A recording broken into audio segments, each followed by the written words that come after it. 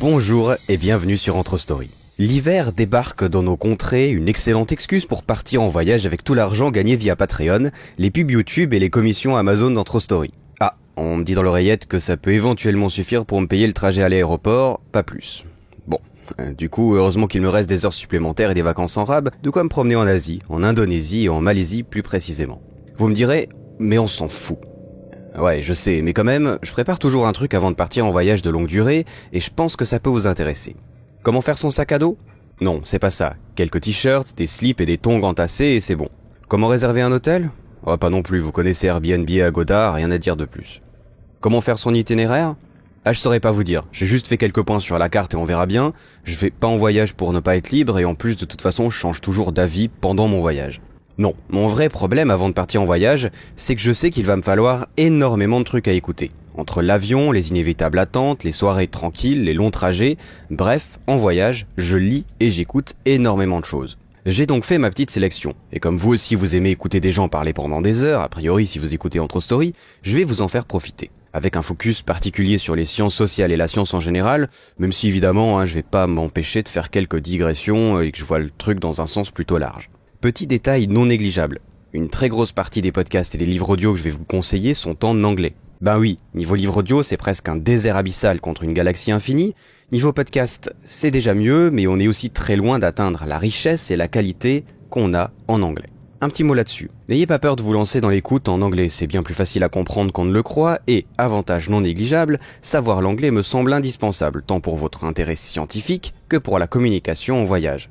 C'est simple, entre 1 et 2 mois avant chaque voyage, je switch toutes mes écoutes en anglais, podcast ou livre audio, pour me remettre dans le bain et récupérer un peu de vocabulaire. Mais avant de passer à l'anglais, voici un extrait du premier podcast dont j'aimerais vous parler. Vous croyez que votre choix de vote est rationnel ? Vous pensez qu'un vote démocratique est la façon la plus juste d'élire ceux qui nous gouvernent ? Si la réponse est oui, alors vous ne serez pas déçu de ce que vous allez entendre. Et oui, même si Podcast Science parle plus souvent de sciences dites dures que de sciences sociales, ils ont tout de même abordé des sujets qui s'y rattachent. Ils ont 276 épisodes à leur actif, dont celui dont est tiré l'extrait sur la démocratie. Rien à dire sur Podcast Science, je suppose que de toute façon vous les écoutez déjà, piochez les thèmes que vous préférez et bonne écoute. Celui-ci était l'épisode 84. Un autre épisode que je vous conseille, qu'on peut aussi rattacher aux sciences sociales, c'est cet épisode. L'histoire de toutes les sciences est faite de grands bouleversements. La physique a découvert il y a moins d'un siècle que le temps n'est pas absolu, ou encore les mathématiques ont été attaquées par un paradoxe logique au début du XXe siècle. Bref, il y a toujours des grands rebondissements. L'histoire de la médecine n'est pas moins passionnante. Essayer de comprendre le vivant et de le soigner n'est pas mince affaire. Surtout quand le sujet, l'être humain, est particulièrement attiré par les fausses coïncidences et les conclusions hâtives. Ce soir, on reçoit un spécialiste pour nous raconter l'histoire de la médecine. Vous êtes dans Podcast Science, nous sommes dans l'épisode 215. Bienvenue. Il s'agit de l'épisode numéro 215, l'histoire de la médecine avec Nota Bene, que vous connaissez certainement si vous vous baladez de temps en temps sur YouTube. Comme je le disais, il y a énormément d'épisodes, tous de qualité. Si la qualité audio de certains épisodes vous rebute, passez au suivant. Les enregistrements ne sont pas toujours faciles à réaliser via Skype. Même conseil, d'ailleurs, pour un podcast que j'aime aussi beaucoup, Scepticisme scientifique, fondé par Jean-Michel Abrassard, que vous avez déjà entendu sur Entre Story. Là aussi, énormément de sujets sont traités, du plus étonnant au plus classique. Ici, par exemple, un épisode indispensable sur les sondages, un sujet super important puisque les médias en parlent souvent et que c'est vraiment mis à mal ces derniers temps. C'est l'épisode 133. Pour bien montrer ça, le thème de cette émission, c'est vraiment les sondages. Et dans les sondages, alors il y a beaucoup de choses à raconter, évidemment de manière négative. Je vais pas faire l'éloge des sondages, même si pour là encore préciser les choses, je suis bien convaincu que les sondages sont un outil tout à fait utile. C'est les questionnaires en fait. Les questionnaires s'utilisent très régulièrement en sciences humaines et c'est très très utile. Mais c'est un outil délicat, difficile à bien gérer. Il y a tout un tas d'erreurs dans lesquelles il ne faut pas tomber. C'est de ces erreurs-là, des erreurs méthodologiques sur la manière de poser les questions que je vais vous parler aujourd'hui.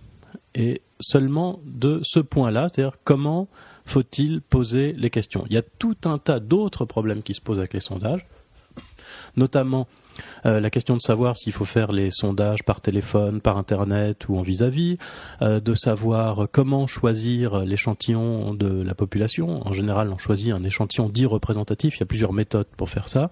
Tout ça, j'en discute pas. Il y a aussi la question de savoir comment on traite les données ensuite. Quelles statistiques on va faire, comment on va interpréter les résultats obtenus, tout ça, j'en parle pas non plus. Donc je vais seulement parler de la manière de poser les questions et citer quelques erreurs fréquentes, quelques pièges dans lesquels il faut absolument pas tomber quand on veut faire correctement un sondage. Un autre sujet génial, dont j'ai appris l'existence justement grâce à Jean-Michel, la para-anthropologie, épisode 178. Évidemment, certaines de ces cultures ont une relation différente de la culture occidentale au paranormal. Une des idées qui est fort intéressante quand on s'intéresse justement à la paranthropologie, c'est que l'idée même qu'il y a du normal et du paranormal, c'est une idée culturelle occidentale. Parce que pour qu'il y ait une notion de paranormal, il faut qu'il y ait une idée de normal. Et cette idée de normal n'est apparue même en Occident qu'avec la science moderne, donc après Galilée, etc. On a eu l'idée qu'il y avait un ordre des choses, et parfois cet ordre des choses est perturbé, et donc on est dans du paranormal. Un dernier pour la route, peut-être plus funny pour ceux qui ont besoin d'un épisode tremplin, l'épisode 244, la science derrière Godzilla. Et oui, alors le film est fort sympathique, en tout cas au niveau divertissement, il n'y a pas de souci, c'est très divertissant. Et après, ce qu'il y a d'intéressant avec le film, c'est qu'il essaye de donner un background, on va dire scientifique à Godzilla. Et ce qui est assez révélateur finalement de l'image de l'image que au moins les créateurs de films ont de la science, de notre science à nous, qui est la paléontologie. Donc là, on a deux personnages de scientifiques, à savoir le père du héros et puis on va dire, alors je sais plus comment c'est son nom dans le. Enfin, c'est Ken Watanabe, l'acteur. En tout cas, je ne sais pas. Voilà, le personnage joué par Ken Watanabe, voilà. On passe à l'histoire, avec un podcast d'une grande qualité, tant au niveau de la qualité des sujets, des recherches qu'ils impliquent, tout en ayant une maîtrise parfaite du niveau technique. Je suis un grand fan, Temporium, de Richard Fremder. À l'automne 911, le village de Saint-Clair-sur-Epte est en émoi. Un événement important se prépare certainement car le roi, Charles le Simple, est présent, avec sa garde personnelle. Des hommes lourdement armés, méfiants, tendus, aux aguets. Saint-Clair-sur-Epte, comme son nom l'indique, est bordé d'une rivière, l'Epte, longue de 100 km, et affluent de la rive droite de la Seine. Cette rivière marque de nos jours la limite naturelle entre l'Île-de-France et la Normandie, et Saint-Clair-sur-Epte est aujourd'hui dans le Val d'Oise. Charles attend. Il est venu de Paris pour rencontrer un personnage venu des mers. Oh, pas du tout un roi comme lui, non, c'est un chef de guerre viking, c'est Rollon. Et cet événement dont les Saint-Clairois vont être les témoins, eh bien c'est tout simplement le traité par lequel le roi de France cède contre l'arrêt des pillages un territoire entre l'Epte et la mer, et qui deviendra, vous l'avez sans doute compris, la Normandie. Aujourd'hui, sur Hérodote.net, l'extraordinaire saga des Vikings.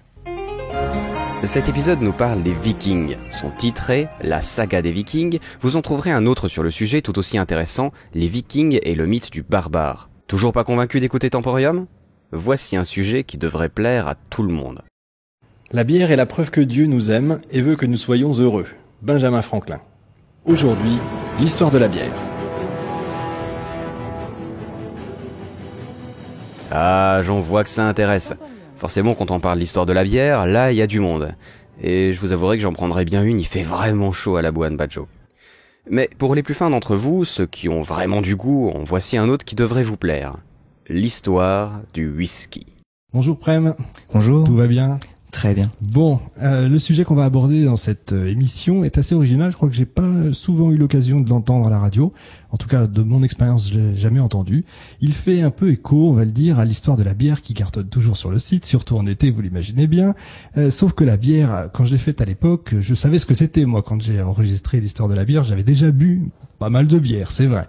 Et que la boisson d'aujourd'hui, je la découvre depuis très peu de temps. Il faut l'avouer. Il s'agit du whisky. Faut que je vous dise que pour moi, pendant longtemps, le whisky, c'était la prohibition, J.R. et Swellen dans Dallas, même les westerns, évidemment. En passant, je vous assure que c'est vrai, par le Canada Dry, quand on était plus jeune. J'ai Prem qui me fait des sourires. Ouais, bon, les quadras savent de quoi je parle, évidemment. Douglas Young, un poète du siècle dernier, poète écossais, je crois, écrivait « Les Écossais ont inventé le whisky pour soigner les mulets malades. D'un médicament, ils en ont fait une boisson. » Bien entendu, Temporium parle d'énormément de sujets. Des rois de France au tombeau du Christ, c'est à écouter sans aucune modération. Avant de passer aux productions anglophones, j'aimerais vous parler brièvement d'une émission radio québécoise, La Sphère, dont voici un petit extrait pour ceux qui ont peur de ne rien comprendre.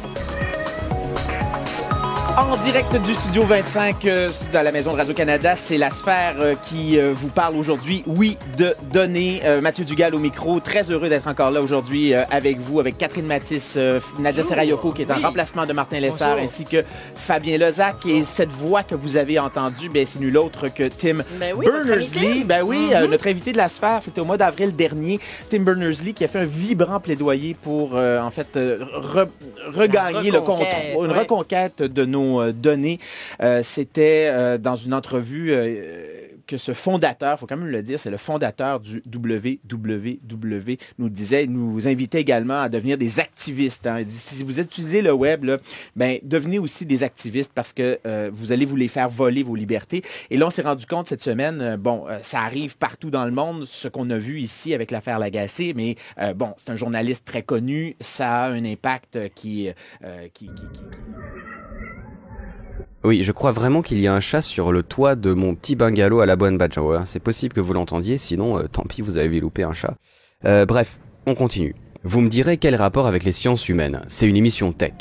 Eh bien justement, là où la plupart des podcasts se concentrent sur un aspect très technologique et technique, voire commercial, La Sphère voit souvent la tech avec un regard très social, s'intéresse aux interactions, aux changements de société et même, chose rarissime dans les podcasts tech, à l'art numérique. Ils ont d'ailleurs déjà interviewé des anthropologues, chose si rare qu'ils méritent une mention spéciale. Et là, je sais que je vais en énerver certains, mais c'est une des seules émissions tech à chercher la parité dans l'équipe et dans les invités, choisissant la discrimination positive pour y arriver. Le manque de représentation féminine dans les médias, surtout tech et scientifiques, exacerbé par le manque total d'intérêt sur la question de la plupart des podcasteurs, fait que là aussi, La Sphère est à écouter et à soutenir. On redevient un poil plus léger pour finir sur la podcastosphère francophone avec un podcast que j'aime beaucoup. N'y cherchez pas de sciences humaines, mais c'est pour faire une pause entre les thématiques plus complexes, quoique ça peut aussi être complexe. Arrive pour moi à ce qui est la première scène extraordinaire du film. Alors tout le monde ne partage peut-être pas cet avis, mais moi c'est l'une de mes scènes préférées. C'est la première où on voit les dinosaures, quoi. Taille réelle, j'ai envie de dire. Enfin, bien qu'il soit en image de synthèse. Je trouve que tout est absolument parfait dans cette scène, quoi. La façon dont Grant, tu sais, les jeeps s'arrêtent au milieu de nulle part, a priori, et la façon dont Grant se redresse, la façon dont il enlève ses lunettes Il y croit pas, quoi. C'est vraiment ce feeling-là que t'as dans cette scène-là, c'est oh putain, quoi. Ses yeux, son regard, la façon dont parce que Ellie Sattler, elle regarde pas du tout, il attire son attention aussi, et puis ils vont sortir de la voiture et ils sont complètement fascinés et c'est long, hein, la première fois que tu vois, tu dis putain, allez, qu'on voit le dinosaure, quoi. Et puis tu le vois et là c'est juste ouf, quoi. Et moi c'est une scène qui me met les larmes aux yeux à chaque fois parce qu'en plus là t'as le thème de John Williams. C'est vrai qu'on n'a pas cité ça, mais il y a la musique de John Williams qui est sublime aussi. Et j'adore cette scène, quoi. Non, mais je suis d'accord avec toi. J'adore cette scène, rien qu'en réécoutant la musique. Moi j'ai la gorge qui se serre, j'ai vraiment les larmes aux yeux en plus. Hein. C'est l'une des scènes les plus sublimes du film, quoi. Il y a Hammond, hein, qui est hyper content. Il y a Malcolm qui sort un truc du genre il l'a vraiment fait, ce vieux fou, un truc comme ça. Mais c'est vraiment les réactions de Grant et Sattler qui sont extraordinaires. Et puis de les voir dans le même plan que le dinosaure, enfin c'est... Oui, puis voilà, on est assez vite dans le film.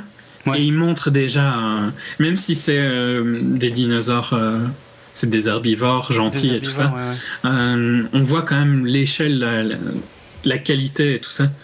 Et c'est impressionnant la première fois que tu vois ça, quoi. Un podcast cinéma qui parle de Jurassic Park. Évidemment, je ne peux qu'être un grand fan. 24 FPS est un podcast sur le cinéma qui a pour particularité de parler des films scène par scène, permettant d'avoir un avis détaillé tant sur la réalisation, les acteurs, le scénario et les histoires de tournage. La première partie, sans spoiler, est toujours très richement documentée par Jérôme, avec une préparation exemplaire, une mine d'or pour ceux qui aiment le cinéma. La deuxième partie est, elle, avec spoiler. Attention avant de l'écouter. Alors, j'avais jamais fait ça et il valait mieux pas, mais enfin bon, quand je vois la longueur du conducteur que j'ai sous les yeux, donc je pense qu'on va être ensemble pour un bon petit moment. Puisqu'on va donc parler de Star Wars, ça je l'ai déjà dit, mais 6 films d'un coup ça ferait peut-être beaucoup, donc là on va s'intéresser aux 3 premiers, et tout de suite une clarification, qu'est-ce qu'on appelle les 3 premiers, parce que s'il y a bien un truc qui est pas clair dans l'univers de Star Wars, c'est quand on dit ah oui mais dans le premier film, ouais, c'est quoi le premier film qui est sorti, le premier film qui raconte l'histoire, on sait pas. Donc aujourd'hui nous on va parler de la trilogie originale par opposition à la prélogie donc étant les épisodes 1, 2 et 3 sortis entre la fin des années 90 et le début des années 2000. Donc aujourd'hui plutôt la trilogie entre la fin des années 70 et le début des années 80. Et oui, ils ont fait plein d'épisodes sur Star Wars. Ils sont extrêmement détaillés, même pour un fan comme moi qui a regardé des reportages sur les films. C'est long, très long, mais c'est probablement ce qu'il y a de plus complet à écouter sur les sagas Star Wars, et je m'incline totalement devant la masse de travail effectué. On abandonne le cinéma et le français pour l'anglais, entre podcast et livre audio. You know, we kind of went back and forth of what to title this episode, you know, and one of it was sort of why do Americans hate politicians, or why are we fed up with American politics, or what? Yeah, why do we concern ourselves with elections? Why do we run away from elections?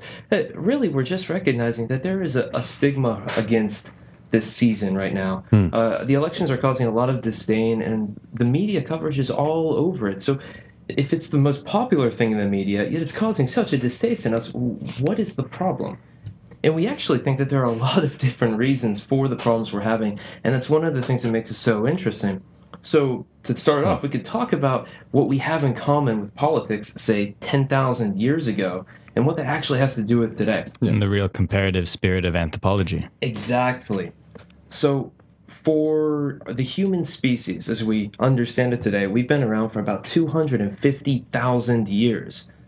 And we've pretty good run, no? Oh yeah, I think we're doing okay. Yeah. But for city life, for real dwellings with large groups of people, that's only been for about the past, say, 5 to 7,000 years. This Anthropological Life, dont vous venez d'entendre un extrait, est un podcast sur l'anthropologie, créé par 5 anthropologues. Leurs épisodes sont parfois des discussions, comme vous venez de l'entendre, ici sur la démocratie, aux États-Unis, d'autres sont des sortes de reportages de terrain. Les sujets sont très variés, de la construction du podcast en lui-même, au débat autour de l'anthropologie, à la bière, en passant par la violence, la technologie, bref, tout ce qui concerne l'humain, pas vraiment loin de ce qu'on veut faire sur Anthrostory. Il faut ajouter qu'ils sont depuis peu soutenus par l'AAA, l'Association américaine d'anthropologie, et c'est quand même vachement classe. Il existe d'autres podcasts sur l'anthropologie en anglais, souvent faits par des étudiants. La qualité est fort variable, la qualité d'enregistrement aussi, et ils sont souvent plus faits pour des anthropologues que pour les amateurs. N'ayant croché à aucun, je ne saurais que vous conseiller de taper Podcast Anthropology sur Google et de faire votre choix vous-même. Suite logique de The Anthropological Life, ce podcast que vous devriez tous écouter. Can I just say with all due respect, I've had this conversation with superintendents and principals in districts that look just like Normandy and schools that look just like Normandy for more than a decade. And you can look at districts and schools with the same racial makeup in every urban community across the country.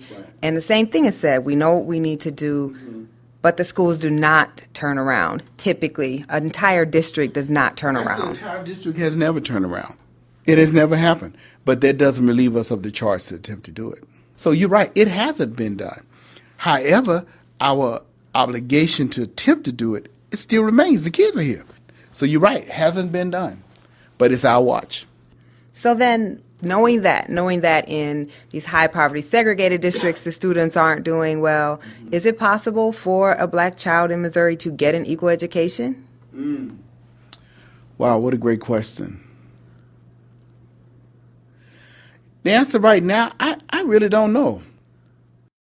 Suite logique parce que c'est This American Life, probablement une des meilleures émissions radio jamais produites, au départ sur NPR, puis en podcast, dirigé par un maître du storytelling, Ira Glass. Dans l'émission dont l'extrait est tiré, The Problem We All Live With, Nicole Hannah Jones parle de l'éducation aux US, et principalement du problème de la ségrégation entre les écoles pour blancs et celles pour noirs. Le ferry va partir, au cas où ça vous intéresse. Parce que oui, si la ségrégation n'existe plus officiellement depuis des années, en vrai elle est toujours là. C'est probablement un des épisodes que j'ai préférés, c'est hard. On se prend de la vraie vie en plein dans la gueule. Ça révolte. Bref, c'est juste du très très très très bon comme on entend rarement. Évidemment, ce n'est pas de l'anthropologie, c'est du journalisme narratif, du reportage de terrain très monté, on pourrait éventuellement parler d'ethnographie légère et subjective. Mais c'est dans le titre, les images audio de vie américaine, de ses côtés les plus fun aux histoires les plus sombres. Micro-instant, je m'énerve tout seul contre les gens, mais ces derniers mois m'ont passablement énervé, tant dans les médias que sur les réseaux sociaux et les rencontres IRL. Surtout, je dois l'avouer, avec des Français. Non, je ne parle pas de la déception de No Man's Sky. Non, c'est pas l'élection de Trump. Si les gens lisaient des sources différentes, ils l'auraient vu venir depuis longtemps. J'en parlerai dans un prochain épisode, mais un anthropologue avait écrit un superbe article en mai, par exemple, qui détaillait pourquoi Trump passerait. Et c'était plutôt correct.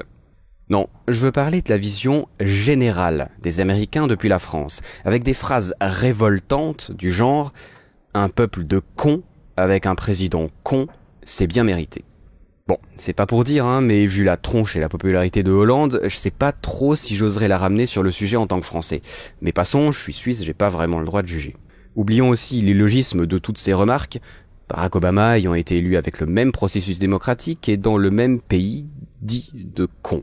Oublions aussi qu'une vision critique de l'ère Obama nous laisserait sur un bof ouais, pas si mal, mais bof quand même, mais bon, il est quand même mignon, et qu'en principe, on ne commence à juger le mandat d'un président qu'après les 100 premiers jours. Ah oui, même si on est en droit d'avoir des doutes sur la présidence de Trump, j'en ai, je vous rassure, faut attendre. C'est ça dans la vraie vie, faut attendre avant de voir ce qui se passe. Déjà, penser que 320 millions de personnes sont connes, n'ont pas d'instruction et sont incapables de réfléchir, c'est assez scandaleux. Et surtout, c'est faux. Et ça vient généralement de gens qui n'ont jamais foutu les pieds aux US, ne se sont pas intéressés à son histoire, ignorent tout de la réalité de tous les jours et ne comprennent finalement pas grand-chose à rien. Tout ce qu'ils savent ne vient que par le prisme des grands médias français, pas forcément la meilleure source d'informations pertinentes sur les US, sur le reste aussi d'ailleurs. Comme bien souvent, ceux qui ont voyagé là-bas ont des avis plus nuancés. Ils n'occultent pas certains aspects politiques ou sociaux pour le moins indiscutables, mais voient la complexité des problématiques avec plus de pertinence. Rien ne vaut les longues discussions avec des Américains d'origine et classes sociales variées pour commencer à entrevoir la réalité ou entrevoir ce qui peut être la réalité. Mais malheureusement, tout le monde n'a pas le temps et l'envie de voyager. Et c'est pour ça que des émissions comme The American Life peuvent être une bonne source d'information. Par exemple, l'épisode dont j'ai passé l'extrait peut, en moins d'une heure, vous éclairer sur le racisme plus ou moins conscient de la population américaine, des problèmes liés à l'éducation et à son importance pour trouver un travail, et pourra même vous mettre à la place d'élèves noirs, ce qui est plutôt rare pour un mec blanc suisse. Ou encore, cet épisode qui a remporté des prix. You might have heard about problems in student lending. Companies that needed credit to survive are shutting down. The U.S. expects more than 1.1 million bankruptcies this year, twice the 2006 number.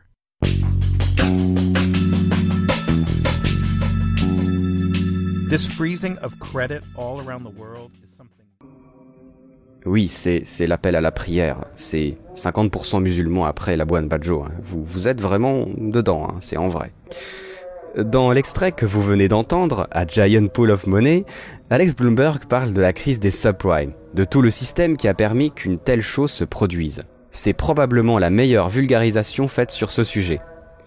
Sur plus de 500 épisodes, The American Life a couvert une multitude de sujets, c'est très agréable à écouter, c'est du top niveau. Si les médias et les analyses des médias en eux-mêmes vous intéressent, je vous suggère l'écoute de On the Media sur NPR et de Recode Media de Peter Kafka, deux sources très intéressantes et complémentaires. Les épisodes après l'élection de Trump sont particulièrement intéressants, on les voit vraiment choqués, impressionnés et en plein auto-questionnement sur eux-mêmes et sur leur travail. C'est une très bonne entrée dans ces podcasts si vous les écoutez pas déjà. Petite transition. Vous savez ce qui s'est passé après la diffusion de l'épisode A Giant Pool of Money dont vous avez entendu l'extrait juste avant, sur The American Life ? NPR s'est dit qu'il était dommage qu'il n'existe pas d'émission de vulgarisation sur la finance et que le public en était fortement demandeur. Résultat, la création de Planet Money. Ouais, mais la finance c'est chiant puis c'est compliqué. Vous dites-vous peut-être. Bah non. Preuve avec cet excellent épisode sur l'économie des zoos, de Zoo Economy, où acheter et vendre des animaux est interdit. Now, normally when you have something that you don't want anymore, you put it up for sale, right? You put an ad on Craigslist, 3 elephants, good condition, no reasonable offer refused, must pick up and move yourself. But zoo animals are different from most possessions because zoos have this fundamental principle. You cannot sell your animals. You can't buy animals either. It is unethical, illegal even, to put a price tag on an elephant's head. I'm going to say my name first, and you say your name. Okay. Hello and welcome to Planet Money. I'm Robert Smith. And I'm Gabriella Emanuel. I've been reporting for NPR's National Desk. Today on the show, why did zoos and aquariums give up one of the most useful tools a business has, the ability to buy and sell their assets? And what do you do in a world where you can't use money? Très bien produit, il s'intéresse au commerce, à la finance, finalement partout il y a échange de valeurs, que ce soit sur le net ou ailleurs, et c'est très bien vulgarisé. Comprendre l'économie me semble indispensable dans un monde capitaliste, et Planet Money rend cette tâche agréable. J'espère que vous m'entendez un tout petit peu plus que le muezzin, c'est très très fort à la Buon Badjo, je suis pas très loin de la mosquée. Sachez que c'est la même chose, à 4h du matin, et que ça dure 20 minutes. J'ai rien contre les religions, mais 4h du matin, sérieusement, c'est très tôt. Un autre podcast, créé par un francophone, mais en anglais, que j'aime beaucoup. Of indulgence for how this goes, but anyway, let's jump into it and see what happens. As I said, my name is Patrick Beja. Usually we have our good friend Turkey from Saudi Arabia, and he was really looking forward to being on the show today. Unfortunately, evil kidney stones have attacked his body, and he's doing fine. He's recovering, but he couldn't be on the show. He was scheduled and everything. So before the show started, we were discussing whether or not we should blame Trump already, starting saying thanks Trump, or if it was still thanks Obama era, or whether or not Matthias on this side of the show was saying it's probably thanks Hillary, because if we want to blame people. But so yeah, let's introduce the guests. First of all, Matthias from Germany. How are you doing, sir? Hello, everyone from rainy and grey Germany. I'm doing fine, but then again, the weather here is awful these days, so that doesn't help the mood really. But then again, that's in theme with everything that's happened the last week. Well, I'm looking forward to hearing what you have to say about this and how things have been discussed in Germany. On the other side of the panel is from South Africa, Paulo, who's joining us. How are you doing, Paulo? Alors, l'extrait est pas super flatteur parce que c'est des émissions très longues, donc c'est très dur d'avoir un morceau super catchy à prendre. Mais c'est une très bonne émission. The Phileas Club, fait par Patrick Beja, aussi créateur du Rendez-vous Tech, Positron, Upload et d'autres, est une émission qui regroupe des invités du monde entier qui parlent des sujets qui font l'actualité chez eux, mais aussi de la vision nationale des actualités extérieures. Les discussions y sont détaillées, équilibrées, les invités sont de qualité, c'est du tout bon. Il est rare de voir des podcasts aussi cosmopolites et avec une vision aussi globale de l'information. Ils font partie des podcasts dont l'existence est, à mon avis, nécessaire. C'est pas seulement qu'ils sont chouettes à écouter ou qu'ils passent le temps, c'est qu'ils sont nécessaires. Le ton de la discussion fait qu'il est très agréable et facile à comprendre, généralement c'est très bien enregistré, même pour ceux dont le niveau d'anglais est très moyen. Je vous rassure, le mien n'est pas très bon et je comprends à peu près tout parfaitement. Un autre podcast dont je ne vais pas diffuser d'extrait, mais écoutez quand même, The Skeptic Guide to the Universe. Un podcast qu'on pourrait rattacher à scepticisme scientifique sur certaines thématiques. C'est un podcast sceptique. Les sujets traités sont variés, certains concernent directement les sciences sociales, d'autres moins ou pas du tout, par une équipe qui marche très bien, qui est très expérimentée, des centaines d'épisodes à leur actif, à plus de 500 je crois, à écouter sans aucune hésitation pour affiner son esprit critique.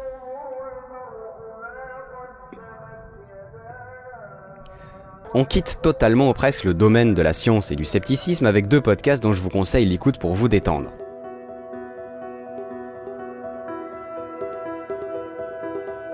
No one likes to be alone. Even introverts need to come up for air every now and then and experience human contact. Being around others has a way of calming our souls and imparting a bit of safety, if only in theory. But sometimes even crowds of people and scores of friends can't fight the crippling feeling that we are, in the end, isolated and alone. Humans have become very good at chasing away that feeling, though. When darkness threatened to cut us off from the world around us, we discovered fire and then electrical lights. We use technology today to help us stay connected to friends and relatives who live thousands of miles away. And yet the feeling of loneliness grows deeper every year. We've learned to harness tools to fight it, though.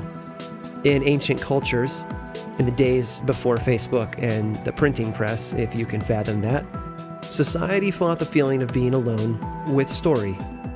Each culture developed a set of tales, a mythology, and surrounding lore that filled in the cracks. These stories explained the unexplainable. They filled the dark night with figures and shapes, and they gave people, lonely or not, something else to talk about, something other. Some tales were there to teach. Some preached morals through analogy. Others offered a word of warning or a lesson that would keep children safe. In the end, though, all of them did something that we couldn't do on our own. They put us in our place. They offered perspective. It might seem like we're at the top of the food chain, but what if we're not? From the ancient hills of Iceland and Brazil to the blacktop streets of urban America, our fascination with the others has been a constant, unrelenting obsession. But while most stories only make us smile at the pure fantasy of it all, there are some that defy dismissal. They leave us with more questions than answers. And they force us to come to grips with a frightening truth. If we're not alone in this world, then we're also not safe. I'm Aaron Mahnke, and this is Lore. Lore, un podcast magnifiquement produit, qui raconte des histoires qui font souvent peur, souvent en lien avec le paranormal, les légendes et les mythes qui nous entourent. Rien de scientifique, ni de critique, ici on est là pour écouter des histoires. Ce que vous venez d'écouter est l'introduction de l'épisode 14, The Others.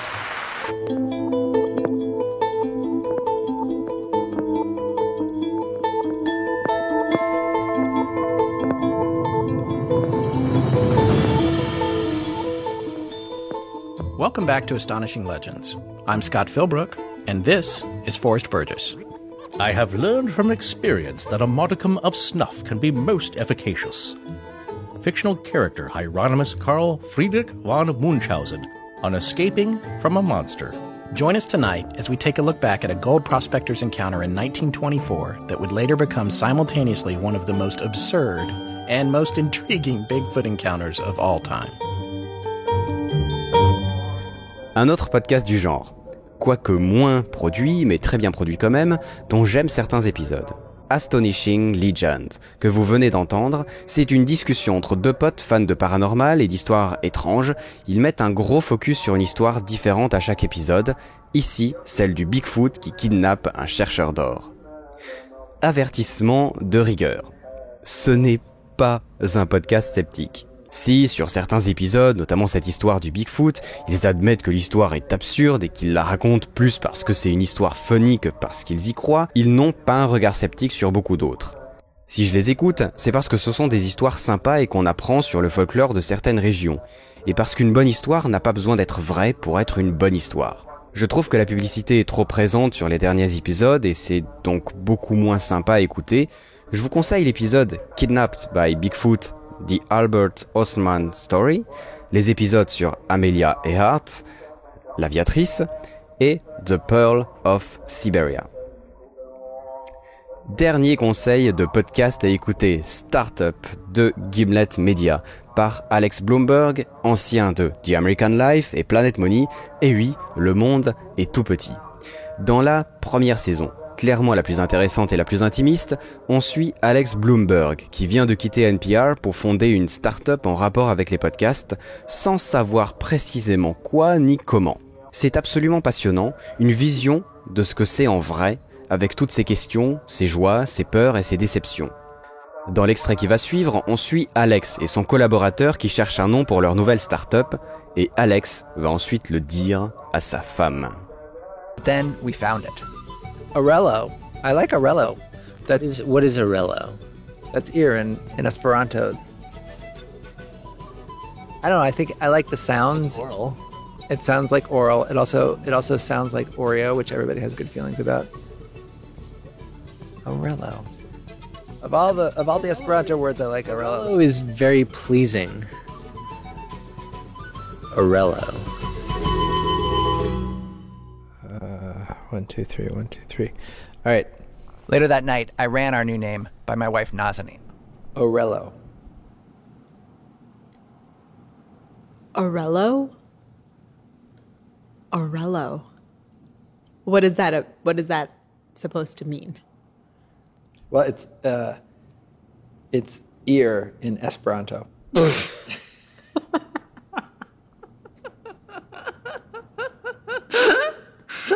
Oh my god.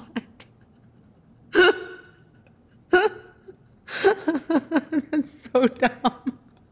That's so dumb. God. So dumb it's good though, right? What? Whose idea was that? Ouais, pas du tout la réaction qu'on souhaite avoir, hein. Et c'est justement une des choses qui rend ce podcast vraiment très fort, cette sincérité brute où presque aucun polish n'a été passé. Je dis presque, hein, parce que si vous connaissez un peu le travail d'Alex Blumberg, vous savez que chaque épisode est très travaillé et que presque rien n'est laissé au hasard. Mais qu'importe, on s'en fout, c'est super bien, et c'est un must pour les fans de Silicon Valley. Pour finir, je vais vous conseiller quelques livres audio sans en mettre d'extraits pour éviter de me faire striker par YouTube. Dans l'ensemble, j'utilise beaucoup Audible, qui est un service lié à Amazon qui permet d'avoir un abonnement mensuel qui débloque un nouveau livre audio par mois. Ça coûte, je crois, dans les 12-14 euros, un truc comme ça. Moi, je paye ça en dollars aux États-Unis. Et les prix sont super avantageux, hein, ça vous fait un bouquin chaque 14 euros. Ça peut être des longs bouquins qui durent 25 heures, donc ça va. Il y a souvent des actions en plus et la qualité est toujours top. Comme dit en introduction, il n'y a presque aucun livre ou cours de science sur Audible en version française. C'est vraiment pas très bon ce qu'il y a sur Audible France. Vous pouvez quand même les chercher sur le site français, hein, les trucs en anglais qui sont vachement bien. Mais je pense que c'est mieux d'utiliser audible.com. Déjà, la recherche elle est plus facile puisque vous cherchez directement en anglais, c'est ce que vous cherchez, mais en plus vous allez souvent recevoir des offres spéciales, genre des livres à 5$, des livres à moitié prix, des crédits à moitié prix, des séries à moitié prix. Vous avez même parfois, vous savez, vous avez une wishlist, hein, donc une liste de souhaits où vous pouvez mettre ce livre-là, je l'achèterai un jour, où ils vous disent tiens, tac, toute ta wishlist, elle est à 50%. Donc vraiment des offres mortelles. Offre que vous aurez pas ou vous aurez seulement pour des livres en français sur Audible France via le store français, hein.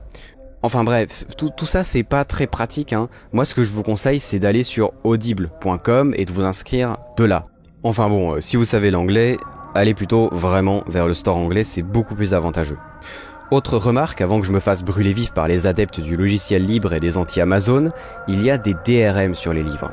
Ce qui veut dire que si vous voulez les écouter sur un lecteur MP3, il va falloir les débloquer d'abord avant d'être transférés. Ça ne pose aucun problème si vous les écoutez uniquement sur PC, ou alors sur vos smartphones, en ligne, ou alors en streaming ou en les téléchargeant.